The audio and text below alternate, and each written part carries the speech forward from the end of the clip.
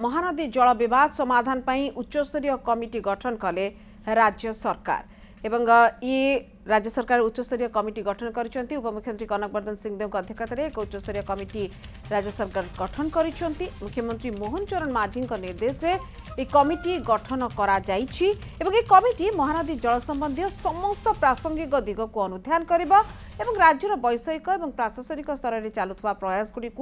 आवश्यक नीतिगत दिग्दर्शन प्रदान करिबो। ए कमिटी रे 7 जन सदस्य अछंती जोमानक मध्य अछंती राजस्व मंत्री सुरेश पुजारी, आईन मंत्री पृथ्वीराज हरिचंदन, शिल्प मंत्री संपत चंद्र स्वाई, सरकारी मुख्य सचेतक सरोज कुमार प्रधान, बीजेडी वरिष्ठ विधायक निरंजन पुजारी, वरिष्ठ बीजेपी विधायक जनार्दन मिश्र, कांग्रेस विधायिका सोफिया फिरदौस। मिलिथिबा सूचना अनुसार एक कमिटी महानदी जल संबंधी समस्त दिग को टेक्निक परीक्षा करिबो। राज्यर वैषयिक और प्रशासनिक स्तर में चलुवा प्रयास गुड़िक आवश्यक नीतिगत दिग्दर्शन प्रदान करिबो।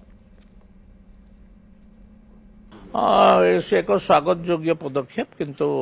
जोटा कि राजनीतिक समाधान करिबारे आमे माने चेष्टा करिवो देखा जाओ कौन होची। हाँ समस्ते मिसिकी जिते ओडिशार स्वार्थ आसूची समस्ते मिसिकी करवा कथा अधिक बेरेज अधिक ये सब तैयारी करिबार आवश्यकता रही कारण जलसेचटा हेले विद्युत उत्पादन एवं जलसेचन उभयटा काम हम बदटा एटा पूरा ठीक समय जेहेतु गोटे ट्रिपल इंजिन सरकार आमे कहूचु ओडिशा रे छत्तीसगढ़ रे आउ केंद्र सरकार ट्रिपल इंजिन सरकार अछंती आउ जेहेतु मुख्यमंत्री निजे गोटे ग्रास रूट रु आसीछंती से तो ग्राउंड को जानिछंती बुझुछंती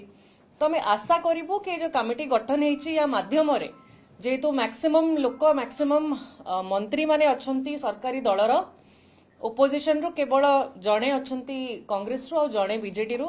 आशा करिवु कि आमे जो लड़ाईटा करिवु जो प्रस्तावटा रखिवु चासी मानकर बेनिफिट पई ताकि चासींकर मुहरे हसटा फुटी पारिबो से दिगरे सरकार मध्य पॉजिटिवली ताको एक्सेप्ट करिकि गोटे समाधान दिगकु जीवो बोली आमे आशा करिवु।